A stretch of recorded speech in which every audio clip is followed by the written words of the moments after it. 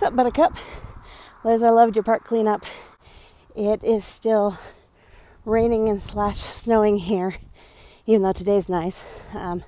So I will definitely do your challenge, but give me some weeks because it needs to warm up here a little bit so I don't freeze and die of pneumonia. But it does remind me, you have an outstanding punishment to fulfill, and you missed your deadline. I'm not sure if that deserves another punishment or not.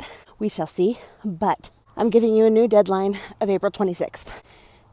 Just as a refresher, you were supposed to do 3. I'm going to reduce it to 1 because 3 was a little excessive.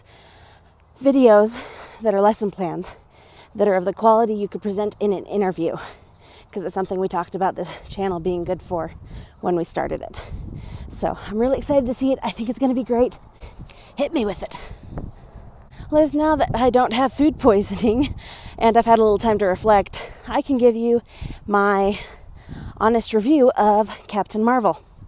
I loved it. I loved every part of it. From the 90s nostalgic music to the wonderful lack of cleavage. Seriously, guys, just because women have cleavage doesn't mean you need to show it at every single second. Every single possible second. To the cat, to Nick Fury being adorable with said cat, to seeing Coulson again, to seeing Carol Danvers kick everyone's trash, to the Stan Lee cameo, to the women building each other up and dominating together, to the positive affirmations that the women were giving each other, especially the little girls. I mean, the list could go on and on into infinity. Wars. I'm not saying that it didn't have its problems or was a perfect movie. It wasn't a perfect movie. No movie's perfect. But my favorite was when Jude Law's character was trying to goad Carol Danvers into fighting him without her powers and to prove herself. She blasts him into a mountain and says the most wonderful thing I've heard a female character say in a movie. I don't have to prove anything to you. Quick side note, when that part came up in the theater, I let out a yeah, and it was totally involuntary. Liz, I think we can all agree we live in a man's world. Medical treatments have developed based on how men react to the said treatments, which is not always how women react to the treatments. The workforce is geared towards men. Even in office settings, you're likely to go a lot further if you emulate ideal man behavior, such as strong handshakes.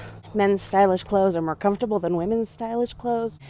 Even in nerd communities, which I enjoy, women are routinely told they have to prove that they're real fans, or are nerd-shamed, or their boyfriend must be a fan. Women in cosplay are constantly harassed. I've often felt like I've had to spend my whole life proving that I'm good enough, or proving that I should be allowed to try, or proving that I can do it. I don't have to prove anything to anyone but myself. This is one of the reasons why this movie was so important. Imagine little girls growing up with a superhero that looks like them, that's kind and compassionate, and chooses truth and goodness.